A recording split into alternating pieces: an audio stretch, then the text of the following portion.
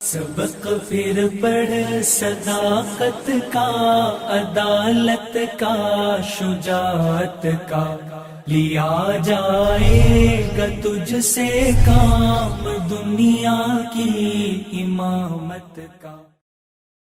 ملی ڈائجسٹ کے خصوصی شمارے میں آپ کا خیر مقدم ہے۔ میں ہوں مشاہد حسین۔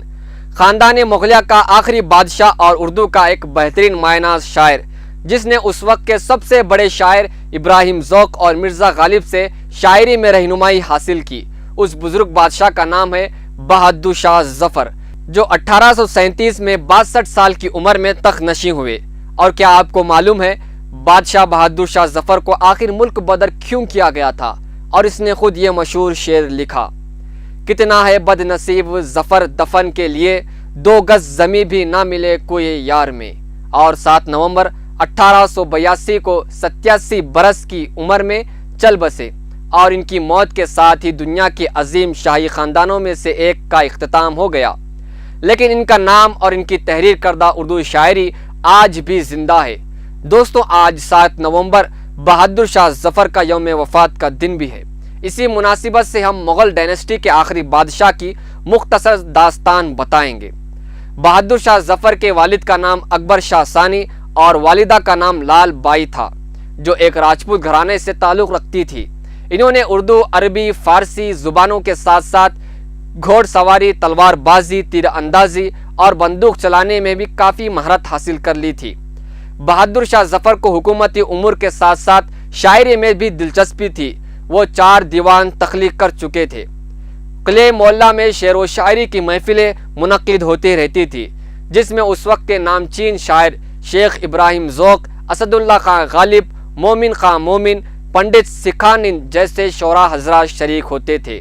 10 مئی 1857 کو ہندوستانی سپاہیوں نے ایسٹ انڈیا کمپنی کی منافقت، ڈوگلی پالیسی اور مذہبی معاملات میں بے جا مداخلت کے خلاف میرٹھ میں بغاوت شروع کی، جو انگریزوں کے خلاف ہندوستانیوں کی پہلی ملک گیر جدوجہد تھی۔ 11 مئی 1857 کو باغی سپاہی انقلاب کی باغ دوڑ سنبھالنے کے لیے بہادر شاہ ظفر کے حضور میں پیش آئے۔ 82 سالہ آخری مغل تاجدار ہند نے اپنی بیماری کے سبب انقلابی تحریک سنبھالنے سے گریز کیا۔ سپاہیوں اور کمپنی کے مابین گلے شکوے دور کرنے کے لیے ثالثی کردار ادا کرنے کی پیشکش کی، لیکن سپاہی ہر حالت میں وطن عزیز سے انگریزوں کو بھگانے کے در پہ تھے۔ وہ راضی نہ ہوئے۔ آخرکار بادشاہ سلامت نے انقلابی تحریک کی باغ دوڑ سنبھالی اور پھر پیچھے مڑ کر نہیں دیکھا۔ بادشاہ سلامت کے متعدد اقدامات نے باغی فوجوں کے حوصلے میں ایک نئی روح پھونک لی۔ چنانچہ دلی میں کثرت سے غازیان ہند آنے لگے۔ بہادر شاہ ظفر نے ہندوستان کے اوپر منڈلاتے ہوئے خطرے کو بھانپتے ہوئے تمام ریاستوں کو تعاون کے لیے خطوط روانہ کیے۔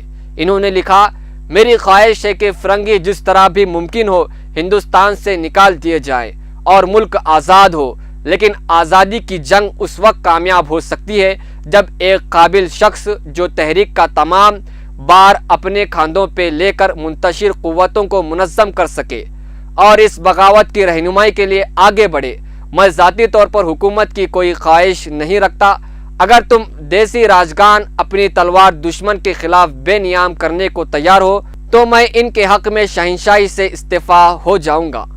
مغلیہ سلطنت میں ہندو مسلم گاڑی کے 2 پہیے کے مترادف تھے، جس کی وجہ سے انقلاب کا سور پھونکتے ہی دونوں شانہ بشانہ انگریزی فوج سے معرکہ آزمائی کرنے لگے، اور انگریزوں نے بھارت کی گنگا جمنی تہذیب کو توڑنے کے لیے ہندو اور مسلمانوں کو آپس میں لڑانا شروع کر دیا، جن میں کارتوسوں کی چربی کا حوالہ دے کر انقلابی مسلمانوں اور ہندوؤں میں جھگڑا پیدا کرنے کی تلقین کی گئی۔ 11 مئی تا سپتمبر 20، 1857 کا مقابلہ جاری رہا۔ ناسازگار حالت کے باوجود کفن بدوش انقلابیوں نے انگریزی فوج سے زبردست مقابلہ کیا۔ دلی کا ہر کوچہ و بازار میدان جنگ میں تبدیل ہو گیا۔ سڑکوں پر خون کی ندیاں بہہ گئی۔ 21 سپتمبر 1857 مغلیہ تاریخ کا وہ سیاہ دن ہے جب بہادر شاہ ظفر، زوجہ زینت محل اور شہزادے جواں بخت نے جان بخشی کے وعدے پر خود انگریز کمانڈر کے حوالے کیا۔ بہرحال انگریزوں نے بوڑھے بادشاہ کو حراست میں لے کر ذلیل و خوار اور ذہنی تکالیف دینے میں کوئی کمی نہ چھوڑی۔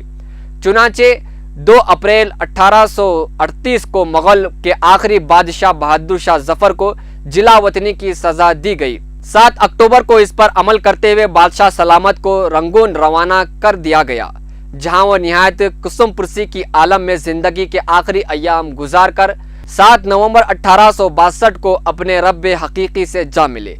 रंगून की एक पुरसुकून इलाके में वाक़े बहादुर शाह जफर का मकबरा हिंदुस्तानी तारीख के एक जज्बाती और मुतलातिम दौर की याद दिलाता है। उस वक्त बहादुर शाह जफर का सबसे बड़ा विरसा इनकी उर्दू शायरी है। मोहब्बत और ज़िंदगी के बारे में इनकी गज़लें बरे सग़ीर भर के साथ साथ बर्मा में भी गाई और सुनाई जाती हैं।